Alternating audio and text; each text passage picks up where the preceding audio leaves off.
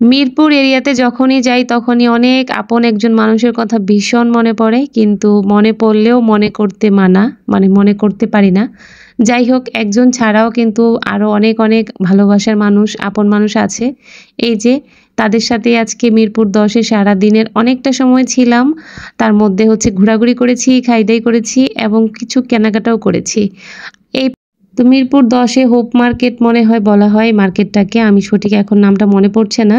তার পাশ দিয়ে যাচ্ছিলাম। আপু বলল, "চলো আমরা আগে গিয়ে লাঞ্চ করি।" আমি বললাম যে, "না, যেহেতু এত সুন্দর পানিপুরি দেখতে পাচ্ছি, চলেন খাই।"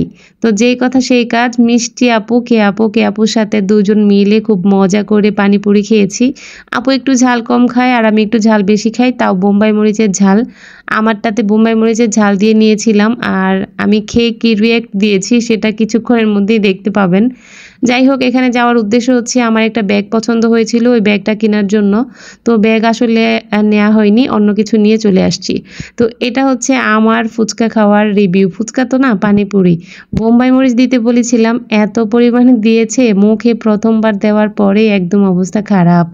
আমি পুরা ঘেমে একাকার হয়ে গিয়েছি। তারপরও ভীষণ মজা ছিল। ইদানিং যে বোম্বাই মরিচগুলো বাজারে কিনতে পাওয়া যায় ওগুলাতে অত বেশি একটা ঘ্রাণ থাকে না, কিন্তু এই মরিচটাতে ভীষণ ঘ্রাণ ছিল। খুব মজা পেয়েছি খেয়ে, আর খাওয়ার পরে তো ঝালে আমার অবস্থা খারাপ। আপুর সাথে, সাথে চলে গেল, বলল যে, "রুমি লাচ্ছি নিয়ে আসি, তুমি একটু ঠান্ডা, ঠান্ডা খেলে তারপর ভালো লাগবে।" তো এই তো পাশেই আবার ছিল লাচ্ছি, আর এই লাচ্ছিটা নাকি খুব ভালো বানায়। যেহেতু আপুরা মিরপুর ১০ এর আশেপাশেই থাকে, ওনারা কিন্তু এখানে সবকিছু সম্পর্কে খুব ভালো জানে। তো আপু এই তো লাচ্ছি অর্ডার দিয়ে দিল, কিন্তু আমার আর তর সইছে না বাবা, কারণ এত ঝাল লেগেছে, তাও আবার বোম্বাই মরিচের ঝাল। তো তো রেডি হয়ে গেল আমাদের লাচ্ছি। এখন খেয়ে দেখব কেমন খেতে। তো এই তো আমি মুখে নিয়েই ১ম এ জাস্ট ঝালটা কমানোর চেষ্টা। খেতে ভালো ছিল, তবে মিষ্টিটা একটু বেশি ছিল। আমি যেহেতু ইদানিং মিষ্টিটা অনেক কমই খাই, এইজন্য আমার কাছে একটু বেশি মিষ্টি মনে হয়েছে। তবে অনেক বেশি ঝাল লেগেছিল যেহেতু, ওভারঅল ভালোই ছিল। তো আপুর সাথে হচ্ছে ঘোরাঘুরি, এটা আমার ফার্স্ট টাইম। অন্য সময় তো অফিসে বা অফিসের নিচে চা-টা এগুলো খাওয়া হয়। বাট বাহিরে ওরকম কখনো মানে ঘোরা হয়নি।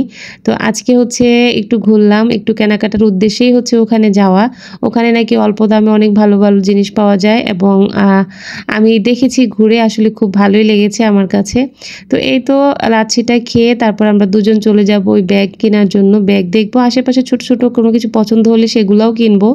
আর আপু আজকে এত সুন্দর কিউট করে একটা শাড়ি পরেছে, আমার না ভীষণ ভালো লেগেছে।